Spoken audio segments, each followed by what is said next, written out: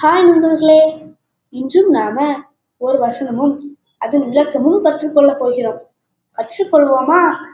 லூக்கா 19:10. இழந்து போனதை தேடவும் ரட்சிக்கவுமே மனுஷகுமாரன் வந்திருக்கிறார். விளக்கத்தை பார்ப்போமா? இழந்து போனது என்ன?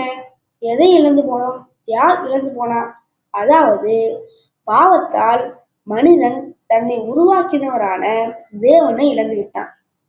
அதனால் உண்மையான வாழ்க்கையின் நோக்கத்தை தெரிந்து கொள்ளாமல் பாவ இருளில் வாழ்கின்றான். இயேசு இழந்தவர்களை, அதாவது தேவனிடமிருந்து விலகிவிட்டவர்களை தேடிக்கொண்டு வந்தார். உதாரணமாக, ஒரு குழந்தை வழிமாறிவிட்டால் தாய் அல்லது தந்தை அதை தேடி போவது போல இயேசு பாவத்தால் வழிமாறின மனிதர்களை தேடி இந்த உலகத்திற்கு வந்தார். அவர் சிலுவையில் சாவதின் மூலம் நமக்கான தண்டனையை சுமந்தார். இதனால் நாம் பாவத்திற்கு அடிமையாய் இல்லாமல் தேவனோடு மீண்டும் இணைக்கப்படுகிறோம். நண்பர்களே, புரிஞ்சிருச்சா? இன்றும் யாராவது பாவத்தில் சிக்கி தவிக்கிறீர்களா? இயேசு உங்களை தேடிக்கொண்டிருக்கிறார். இயேசுவின் பாடு, மரணம், உயிர்த்தெழுதலை நம்புங்கள். தேவனோடு இணைக்கப்படுவீர்கள்.